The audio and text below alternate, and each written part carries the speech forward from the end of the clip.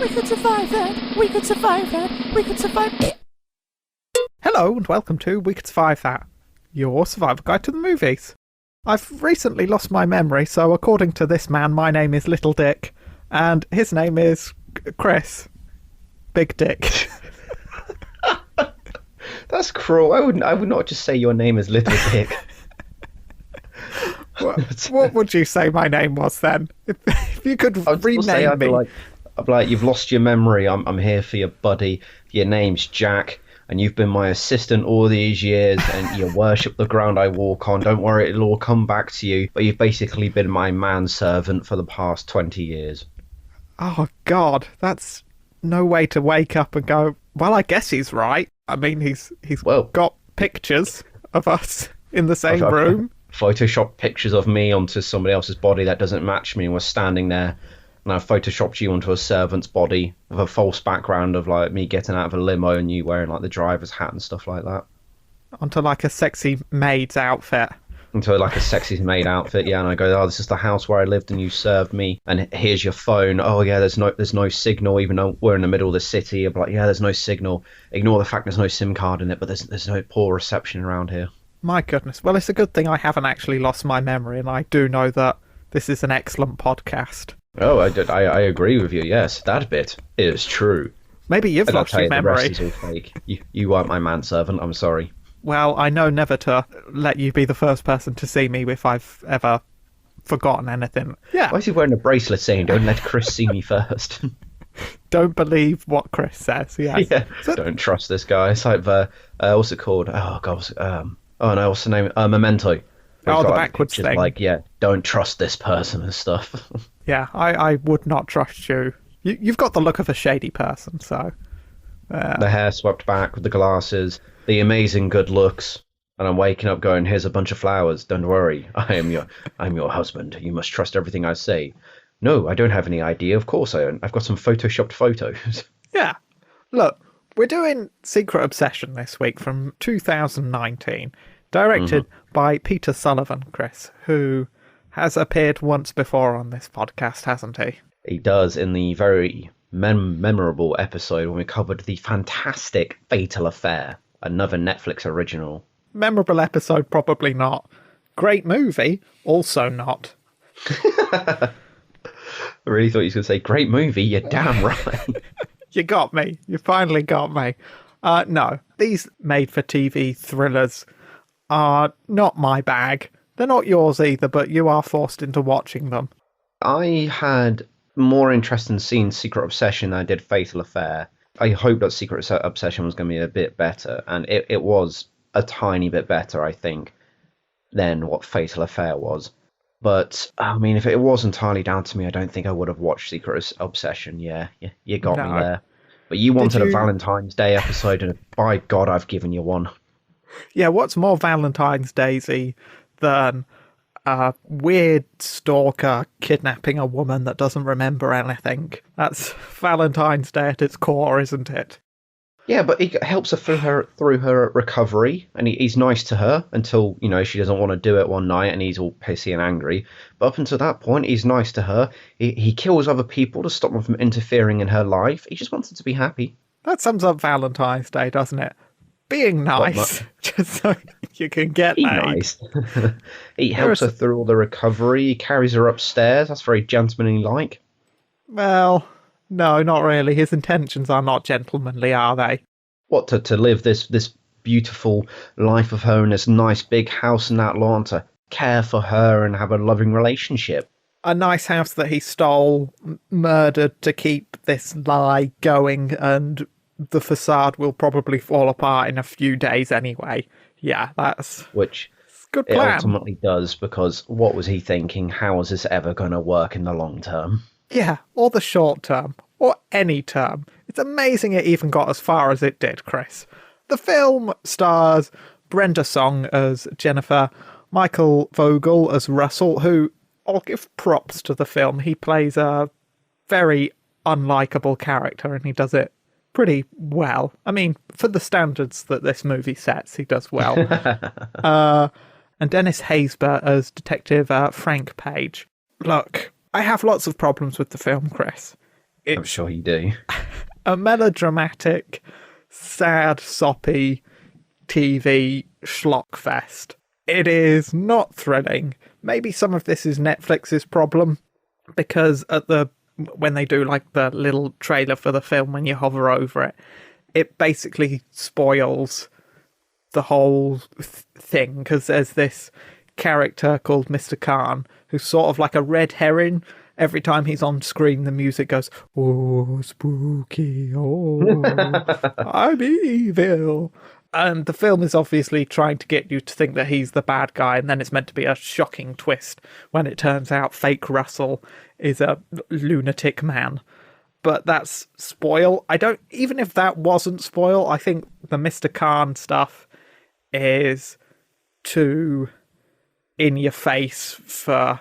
They overplayed the hand that this guy is an evil man. Yeah, I don't really... Yeah. That's what I'm saying. It gives away the whole plot in the trailer, and it makes it pretty obvious in the trailer that this Russell man is not her husband, which is weird, because if you think of this type of film, that the hook would be, is he the husband, isn't he the husband? And you want to do some things that say he isn't, some things that say he is. But no, this film just goes, is he, isn't he? No, he isn't. He definitely is not her husband. But come watch anyway. It's its main hook, and they ruined it instantly. Yeah, I think this film could have avoided some major problems I have with it by just making the fake Russell the real Russell, but just have it that the marriage wasn't going very well, and Russell was a bit clingy and controlling, and Jennifer was just waking up to that, and then she was going to leave, and then she gets the head trauma and forgetsies, and then Russell sees this as a chance to start again, but he goes back to his controlling ways rather than fake Russell going through this whole fucking terrible schlock of photoshopping and fake IDs and barely holding this whole plot together with shoestring and a wish. Yeah. I don't... God, you sound exhausted from that. This film really did a number on you, didn't it? Oof. No, it fails in a lot of areas. It gets through a lot of horror tropes in the first couple of seconds, doesn't it? Oh, tell me about it. This is great. So the film opens up with Jennifer fleeing her pursuer at night in a thunderstorm with heavy rain. That's classic horror right there. You've got to have heavy rain and a thunderstorm in every sort of slasher type survival movie, because if you don't, you are not doing horror properly. She's running away. She manages to get back to her car. The engine won't start. It turns over continuously. Oh, that's beautiful as well. I love that moment. There's a payphone that doesn't work properly. That payphone doesn't work. A disappearing villain that manages to teleport 2 seconds after you've looked at them, and you look back and they're not there. That's good. The sinister dragging of the knife. I don't know why villains do this. They drag their knife along. I'm just thinking, that's blunting it. Why are you blunting your knife for? you need it for stabbing. It's a stabby, not a draggy. And they're dragging it along. He is, as blunting the knife. You've got the cliche detective who's got to solve this case, and he's got this trauma in his background and that lot, but he's hardened to it, and he thinks if he can save this one woman, he can make up for the disappearance of his daughter and all this bollocks. And it's, I love this movie. Look, I'll be honest, most of the characters are very unlikable, mostly for reasons I will go into that aren't in the film but are just in my head. They're my head canon. But I think this film has one up on Fatal Affair because of Detective Page, who I quite like. I like that thread of him trying to figure this out, even though the police force that he's working for are basically all morons. And this thing could have been wrapped up quite quickly, but he's left trying to tidy up the town's crappy mistakes. So, yeah, I quite like him. Also, I like that he doesn't get the Stephen King role. Stephen King's not the only writer that does this, but in horror films, there's usually a secondary protagonist that you think is going to save the primary protagonist, but then he gets offed by the antagonist. But I'm glad that the detective managed to make it through this film without being murdered, so that's good. That's a bonus plus side to it. Yeah, when I did watch this on my first viewing, I thought he was going to die, and on the second viewing, I forgot that he survived. So I was like, does he die again? And then I was like, oh no, he doesn't die, which it was a surprise that he survived it twice in a row. That's how much of a shocker this film was. I was I surprised mean, both times that he survived. it's very lucky that he did survive because he was pretty well trapped in that freezer box that didn't have a lock on it, wasn't he? I don't know how he was getting out of there. It's a miracle he made it out. Don't pick holes of the film now. It was a perfectly good movie to never watch again. I can't say that because I've watched it twice. Well, look, I kind of feel bad now, having watched this. I feel bad for giving Resident Evil the kick-in that I did. So, first off, I'd like to apologise to Paul W.S. Anderson for being slightly harsher than I would have liked to have been, because I like to think that I'm a fair and balanced reviewer of films. No. Yeah. So I don't think any reviewer is fair and balanced. No. You can try to, but you're never going to be fair and balanced. It is impossible to give a completely objective review because you bring in your own biases and personal opinions and views on films and stuff. But what I have done, Chris, I've planned out something a little bit different this week. Okay. I have lots of problems with the film. I have Okay. listed them down, Right. but I've also came up with in-universe solutions to the problems that I have with the film. Okay, so you found problems in the film and you're coming up with an in-universe reason as to why that problem isn't a problem and that other viewers should, work it out for themselves as well.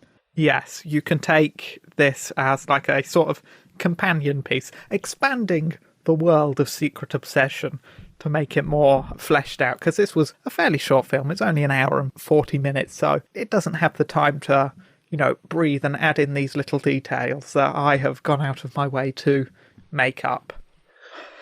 Oh my God, you're expanding the world of Secret Obsession? Are we going? First it starts with the podcast, and Secret Obsession 2 comes out. Next thing you know, we go to Comic-Con, and you're there on the Secret Obsession panels with the new comic book series, Detective Page: The Early Years or something.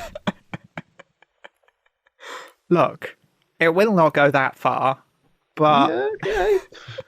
problem number one, Chris. Nobody IDs fake Russell, asks for a marriage certificate or more evidence that Jennifer is his wife, other than the fact that he just gives them some badly photoshopped photos.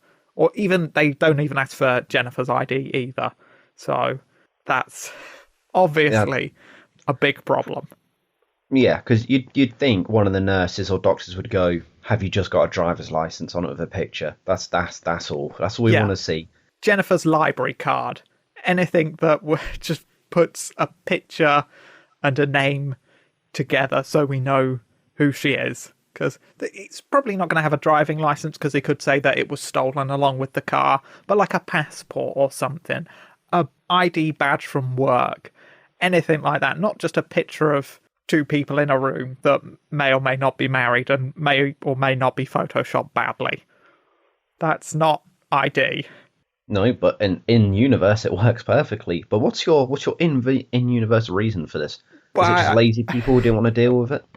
Well, the only person that actually works in the hospital that we see is Nurse Masters. So my in-universe solution is that she's overworked and cannot be doing with checking ID and stuff like that while she's taking care of patients, taking phone calls from worried police detectives, and going out, presumably getting supplies for the hospital, because we only see her out of the hospital once in a car park. Just so happening to cross paths with fake Russell as well. So that's problem number one solved, Chris. Problem number two. Real Russell and Jennifer have not been heard from in maybe months. Their friends don't seem to care. So you'd think someone would worry about their well-being, having not heard from them in possibly months.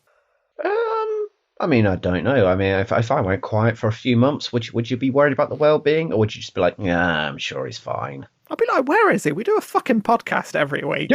Yeah. He's to fucking get his ass into gear. Oh, okay. Well, that's fine. I'd not be happy. I don't care if you've been kidnapped. You're doing this fucking podcast. Oh God. Okay.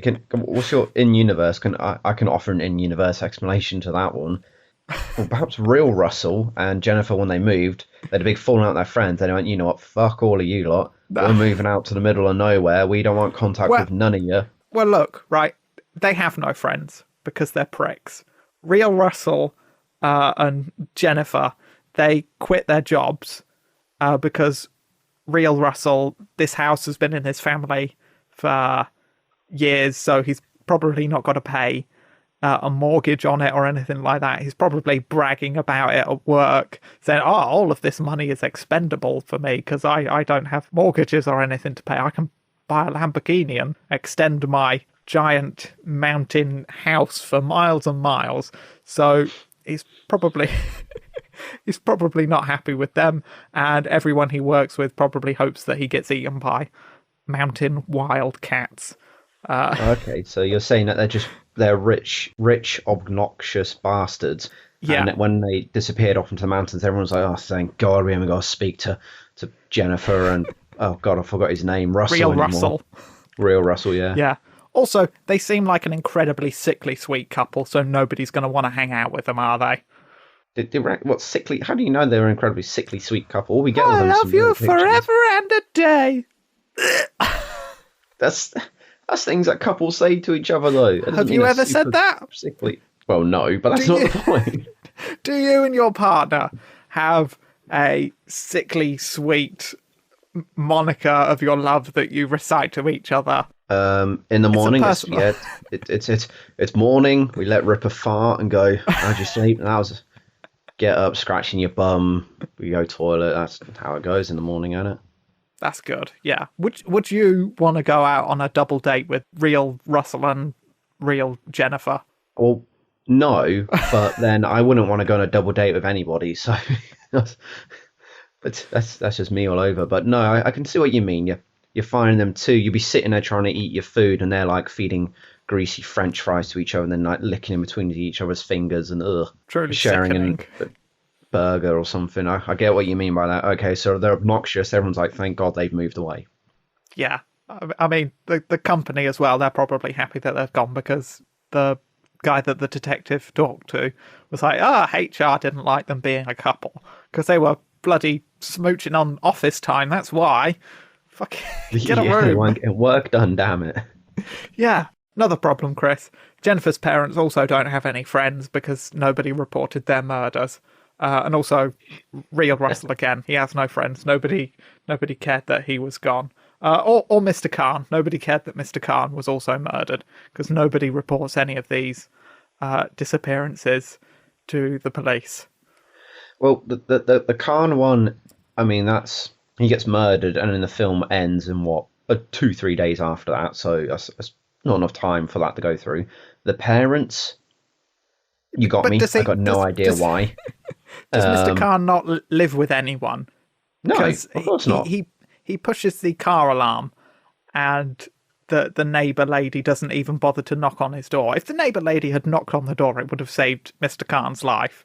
But she doesn't, which kind of goes into my solution to this situation. Which is?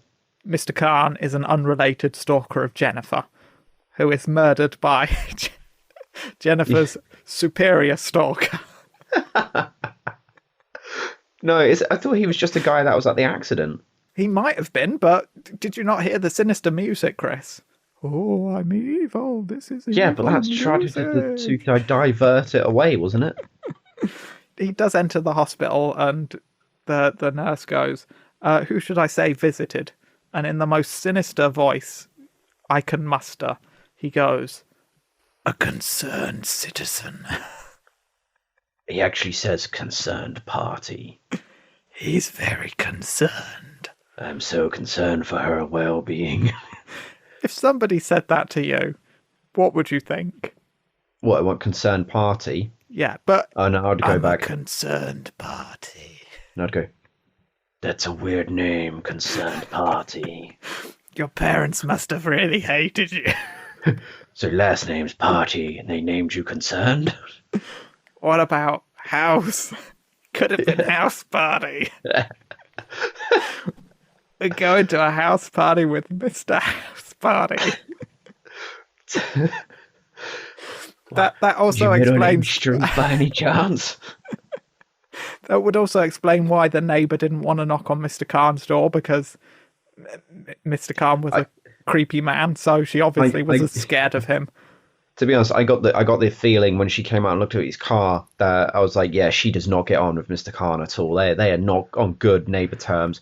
Because I get the feeling Mr. Khan goes home and he's playing heavy metal music at 3 a.m, drinking, bottles and bottles of beer, and I'm playing, watching TV or playing video games, and she's there trying to sleep. And they've had arguments before because like her dog's come over. She's got a little Chihuahua or a Shih Tzu or something. It's come over and pooed on his lawn before, and he like flings the poos back and he steals her newspapers. It was a tit for tat relationship between them. Oh wow, we are really expanding the world of this film. Did you get that from her walking outside, going, "Is anyone there?" and then walking back in again? Her one line of dialogue. It really hit me. That one line of dialogue, all his backstory formed instantly. That's powerful acting. It is, yeah.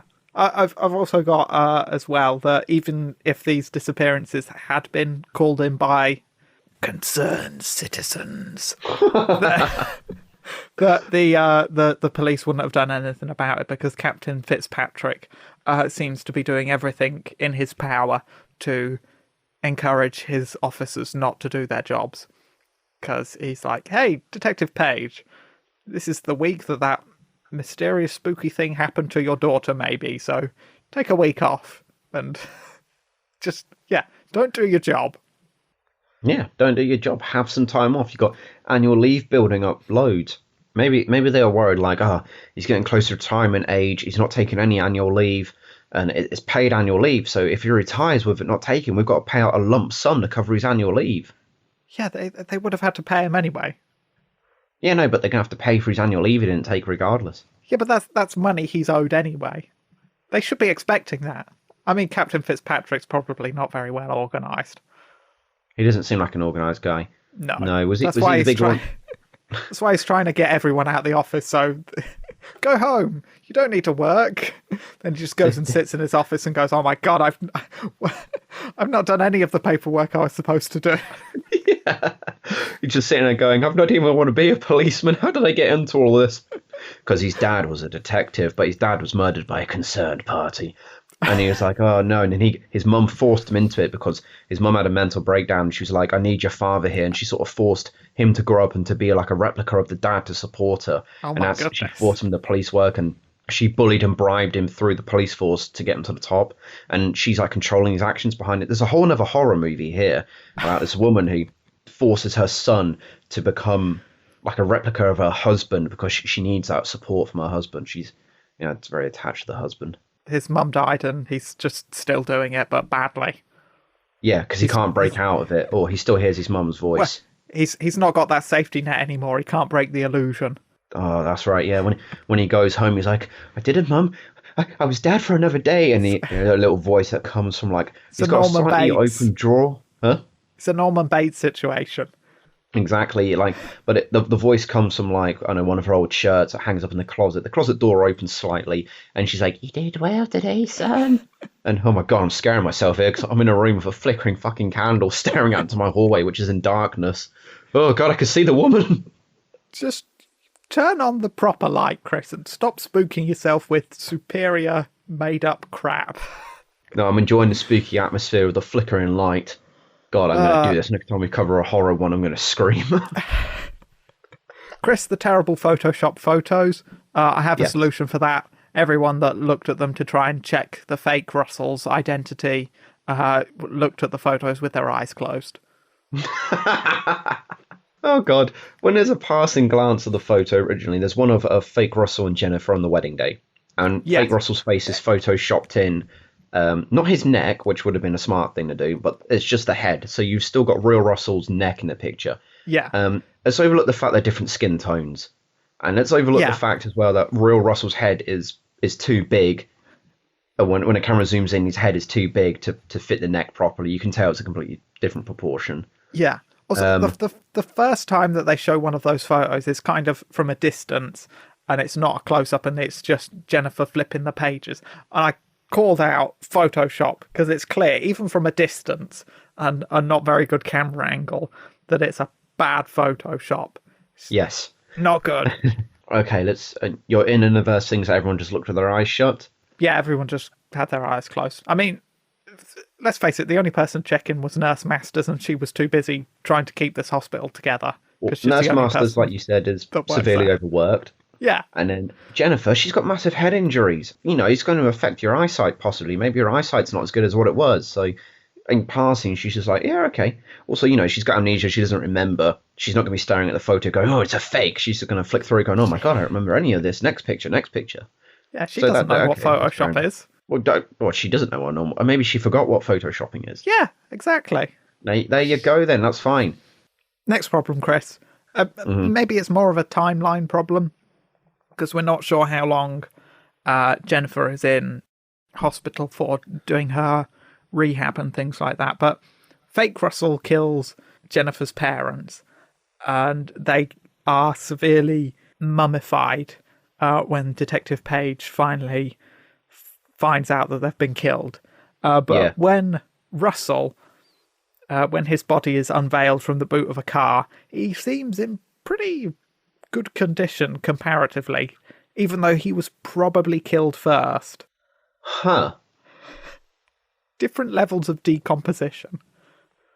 God, boy, I look forward to your in-universe explanation of this because I got nothing for that. Yeah, that's true. Because why would he go out? He wouldn't go and kill her parents first, would he? Unless he was like, no. Fuck it, I'm going to kill the parents. And he came back and he waited around for a few months and was like, right now, I've woken enough courage to go kill Russell. Well, Russell's the first one killed for sure.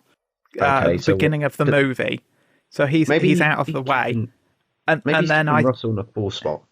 No, I think Russell was dead before the film began. But then when Fake Russell found out that Jennifer couldn't remember anything, he goes, oh, your parents, they died in a fire. I reckon he left that night or the next day to go and off Jennifer's parents. And mummification, I did a little bit of research because I couldn't remember off the top of my head how long mummification takes. It's about 2 weeks in hot, dry conditions. And the film takes place in, I think, California. I don't know whether that's the right sort of conditions for mummification, unless he just left the air conditioning on in the house or the central heating on and it just dried up. That might be a solution. But yeah, as for the well-preserved body of Russell, maybe he was in the freezer that the cop was in for a little bit and then got moved into the car boot. I don't know. Plot convenience. Yes. Also, what the mummified bodies of Jennifer's parents, they're covered in a white sheet, like the sheet from the bed. There's no stains on that. If they're decomposing, there's going to be some juicy liquid that would have stained the sheet, surely. If they're mummified, that would dry up some of that, maybe. No, I think Fake Russell went. He offered them. He had them somewhere. He dug them up and he's put them there and covered the sheet over them.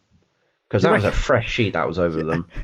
That was fresh. Well, yeah, he'd put a fresh sheet over them. You don't think that they had actually died in a fire and then he dug them up and put them there? Oh no! Of course he will. Maybe he did. I don't know. No, I'm amazed that the police didn't have these people as missing, but who knows? Maybe they were also not nice people.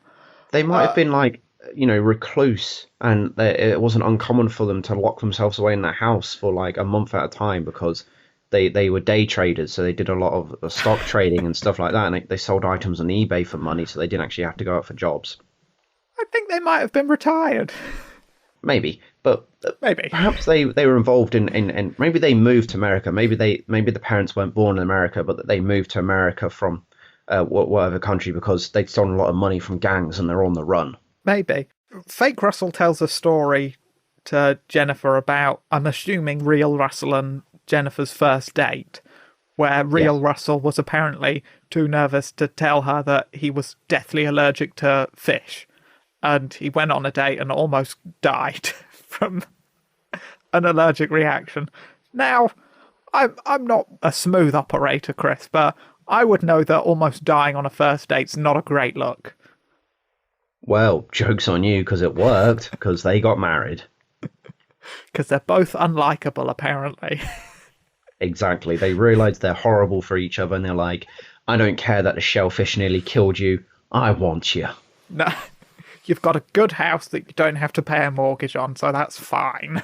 Oh my God, you're saying she married him for the money and not for love? Maybe. But did you not see the romantic flashback to the Forever and a Day stuff or laying there? There's a fire in the background and he kisses her and she's like, oh! Yeah, that's romance. There was a fire. If you kiss someone and there's a fireplace, that's romantic, damn it. That's nothing to do with money. That's gold digging, Chris. That's what that is. Gold digging. Another problem. About that prenub. Yeah, prenubs. My next problem, Chris, it might be the biggest problem of all. Now, I know that the hospital were overworked, Chris, and that the police force were not really interested in this because their chief's got a dark backstory that mirrors the Psycho films. But there is one entity that I believe would have dug down deep and discovered the truth of this. And that's the people that collect the cash when you have to be treated in America. Because, it's not like here in the UK, we have the NHS, we don't have to pay up front unless you're private and you have insurance and stuff. But I did some maths, Chris. Okay. I tried to work out how much Jennifer's hospital bill would be at the end of her stay and whether that would be enough for the hospital bailiffs to go, we need some collateral for that bill. We need hard evidence that you're who you say you are so you don't do a runner and don't pay us the money. So, I did some research, an ambulance call out in America. Fancy taking a guess? Oh God, you have to pay for just the ambulance to come out. $50? Yeah. No. $2,574. So you're telling me if I'm an American, I call 911 for an ambulance to come out because I've broken my ankle. Yep. It's going to cost me $2,000, how much? $2,574. I think on average. Oh my God, that's horrible. That's if you don't have insurance, which Jennifer wouldn't have insurance because she is under a fake name. So. Yeah, but okay, fake Russell, he's buying food and phones in this movie. He must have access to either his money or real Russell's money. Maybe he just paid the bill off in cash. Was like, you don't know anything. Here's $10,000 in hard cash. There you go, it's paid. You don't know the extent of the bill, Chris. Oh, that God, $2,574 is the smallest charge. Next up, on average, the cost for a broken leg to get that fixed in hospital in America is $16,796. Holy crap. She also has a brain injury, which apparently costs $19,539. Okay, yeah. Rehabilitation in a hospital, on average, costs $13,877. Is there any sense in this, or is it just bang on dollars? Dollars. These are all like averages, excluding any other injuries that she definitely would have gotten from being hit by the car. At the bare minimum, fake Russell would need to find $52,783. Oi, oi, oi. Okay. And he wouldn't have insurance because he wouldn't be able to ring up and go, hey, I need to insure my wife. Okay, give us the details, blah, blah, blah. Oh, yeah, she was hit by a car last night, so no insurance company would pay up. So he would have to find that cash. And also remember, he got fired from his job. He's also a single man, so statistically it's probably unlikely that fake Russell owns a home, so he's probably renting. Okay, well, he must have access to real Russell's money, who appears to be absolutely minted. How? Well, he's got access to some sort of money, hasn't he? Does real Russell not trust banks? So he's just kept all of his actual money in a... Credit cards and bank cards, and you just got to find their PIN numbers, don't you? And that's it. Yeah, do you have your PIN numbers written down anywhere in your house? I'm not going to answer that because I do. Oh, God. You think real Russell's just an idiot? Real Russell was, yeah, Real Russell had a big notice board that just said, my pin numbers. Because Real Russell Passwords forgot. to everything. Real Russell forgot his pin numbers once, and it cost, it cost the life of his younger sister, which is why he became an only child. Because he couldn't find money to pay off the gang that had kidnapped his younger sister. And as a result, they executed her, and he wasn't able to pay it off. That's another backstory. Real Russell is an only child. Otherwise, there would be like a long, drawn-out custody battle as to who gets that house, because it's a good house. Yeah, you're right. Yeah, Real Russell must be only child as well. Oh, yeah. God. Solution to this problem, Chris? Do you want to know what I Yes, figured? of course. Nurse Masters would track down fake Russell and beat the shit out of him until he handed over the cash. Because she's the only one there. She's pissed off. She wants paying. She's doing all this work. She wants her money. Nurse Masters looks oddly familiar. Have we come across her in another movie before? Do you know? I do not think so. I can check her back, her IMDb page, if you are really that interested. No, Alicia... if you don't know off the top of your head, that's fine. If you've not seen her in something else, it's probably because I'm just second viewing the movie, so I remember her from the first viewing. Her name's Ashley Scott, who plays what's her face? Nurse Masters. Nurse Masters. Apparently, she's known for Jumanji: The Next Level and Just Friends.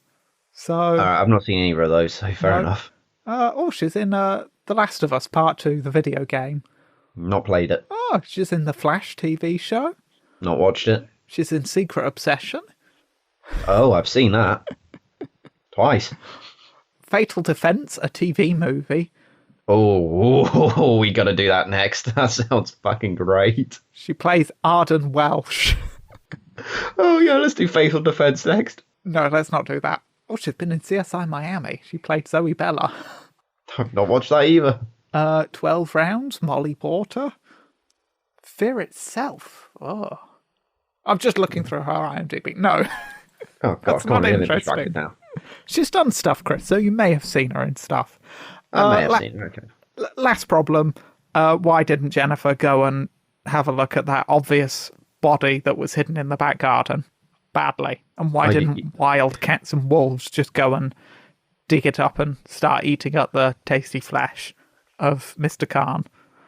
I don't know. Did you not bury him down deep enough? I mean, there was an obvious mound there. No, his fucking hand was pointing out. She tripped over his hand as she was running. His exposed hand. Fucking hell. This movie is not good. I retract all of my solutions.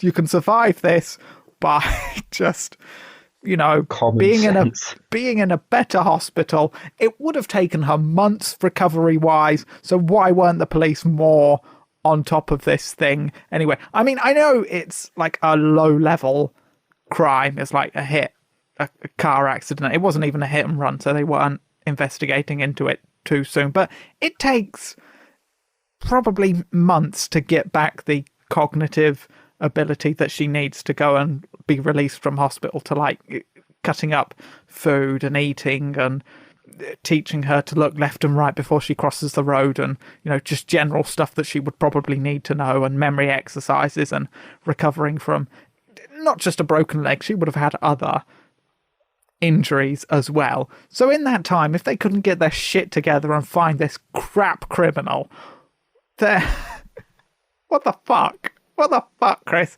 I hate this film. Don't watch. Also, there's a very unsatisfying ending in the way Russell dies, or fake Russell. He gets shot in the shoulder and then shot in the gut. And that's it.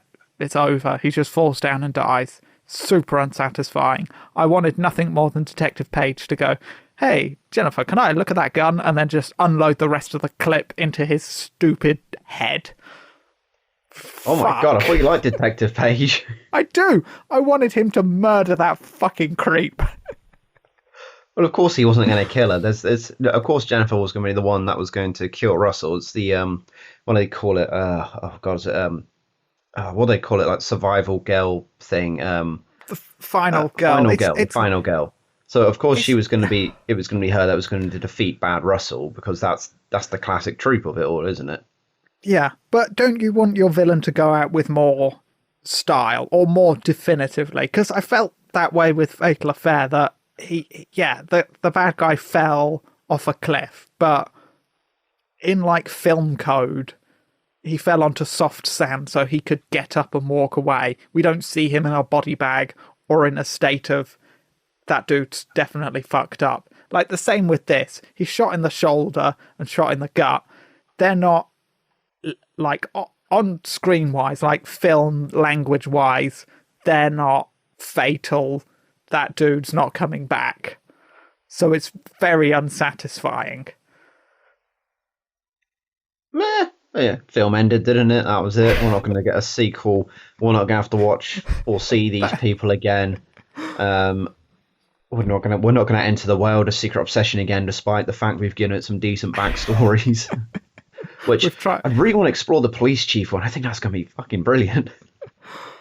Look, it's a very irritating film for me to watch on a personal level, because it's so badly done. And I knew you'd like it. I knew you'd like this film. I've got so many more for you as well. Also, Mr. Khan, not for a second did I think that, like, in a real fight, Mr. Khan couldn't have beaten the shit out of Fake Russell, because he's got a good like extra head of height on him, and he's bigger, even armed with a crappy like tire iron. I think Mr. Khan could have beaten the shit out of him.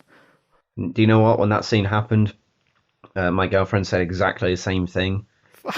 She was like, how is this guy getting beaten up? He's bigger and that lot. And I was like, yeah, but Russell, I didn't call him Fake Russell, just Russell. I was like, he looks pretty ripped.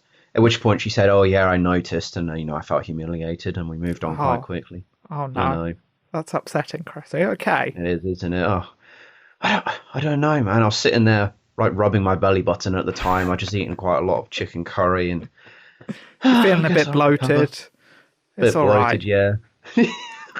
You'll always be you'll always be the hench one on this podcast if it makes you feel better. That makes me feel better if I want to run downstairs and my chest slaps me in the face. Your big gut. You wobble side to side, crashing into the walls. Anyway, while we're discussing my obese weight, let's move on. Well, I've got nothing left to move on to. Mr. Khan could have ended the whole thing just by beating the shit out of Fake Russell and then calling the cops and then going, this guy's a fucking lunatic. I forgot that Fake Russell kills Mr. Khan. So after he's beaten him up and he was like, I'm a husband, I was like, why the fuck would he say that? He's obviously going to go to the police. And then he killed him. I was like, oh, okay. I get you now. Because I forgot that he killed. I thought he just beat him up, but no. No, he broke his neck, I guess. I mean, he chokes him out, and then there's a weird pop sound. Oh, it's that fucking classic thing they always do in movies, isn't it? You get someone in a chokehold, and then apparently if you jerk up and there's always a cracking sound and it insta-kills them. No. That's one thing I don't like about fighting in films, the neck snap insta-kill. Unless, if it's a horror film and they grab the head and they're super strong and they turn the head 180 degrees, that's fine. But when they just jerk it slightly and it cracks and it insta-kills them, that irritates me. It's not even a satisfying crack. It's a... No. Yeah, it's nothing. Yeah, I can suspend my disbelief for many things, but not that Fake Russell managed to get one over on Mr. Khan. A concerned citizen. Party, he's a concerned party, damn it. In a vintage red Cadillac. Convertible. Yeah, I mean, he's probably gotten into fights with people trying to steal that car before, so he's... Oh yeah, he looks like the rough and tumble sort. Although saying that, maybe he's like a gentle giant, because he brought her flowers, didn't he? He's like, I'm a concerned party. He goes home and he's like, oh God, I hope Jennifer's okay. Sitting there, he's got his dressing gown and he's like thick slippers on, drinking a cup of fruit tea. Fruit tea, yeah, something like that. Fruit tea, yeah. Calm his nerves. He's had a busy day. Watching Desperate Housewives. Yeah, maybe. Let's check Mr. Khan's IMDb page as well. No. It's flashback to his backstory. Okay, I'm done, Chris. If anyone else has any thoughts about Secret Obsession, you can email us, wecouldssurvivethat@gmail.com, or you can tweet us at WeCouldSurvive. We're on all sorts of platforms. If you didn't know, iTunes, Podomatic, Deezer, Google, Amazon, Stitcher, Spotify. But let's face it, if you're Lots. listening to this, you found it. Yeah. Tell a friend, say that you've got no excuses because they're everywhere and they've come up with a really deep backstory about a really shit film. You're damn right. We should do this more often. Shit films give them good backstories. Or try and explain away their many, many faults. Oh, yeah. Oh, yes, survival elements as well. Mr. Khan would have won that fight easy. Just Which would have, in turn, saved everybody else. Well, yeah, maybe not Jennifer's parents or real Russell, yeah. But who cares about them? They're probably unlikable people. Oh my god! Oh, it's just come to me. Why real Russell wasn't decomposed? He wasn't dead right away. Fake Russell was keeping him locked up, being like, "Give us your details, real Russell. I've got to pay a 52,000 fucking medical bill." Real Russell had been kept alive for ages. That's why he was only thingy, because Fake Russell was like, "Fuck it, I just got to get rid of him, kill him. He's outlived his usefulness." You know, because he's like, "Real Russell, I need you to tell me more stories about what you did with, you know, Fake Russell." Because how would he know about the story about when they first met and they had the fish thing and that lot? But Chris, how would Jennifer know that the stories are real? Because she's got memory loss, so I don't think it would matter. Also, that seems like a story that they would have told in the office. And I almost died of fish poisoning. Ha ha ha. But would they have told it? Someone would have been like, "Fuck off, real Russell and Jennifer. We don't like you." Well, they're just gathered around everyone in the office, distracting everyone so they can't do any work. And Fake Russell's in the background going, "I can't concentrate on whatever weird data entry bullshit I'm meant to be doing. I'm going to go murder our parents." Yeah. Yeah. Next week we'll be doing something else, something better, hopefully. Chris, you can end the show now, please. Well, thank you to everybody who's been listening to We Could Survive That, your weekly survivor guide to the greatest movies on the planet, where you're going to see you next week for something spectacular. But until then, keep on surviving. And remember to keep remembering. Goodbye. Don't be smushy, lovey couples, because then no one will want to check on you to see if you're alive or dead. Excessive kissing when you go to friends. No, when you go out to dinner with your friends as well. Make sure you trade pieces of food between your mouth.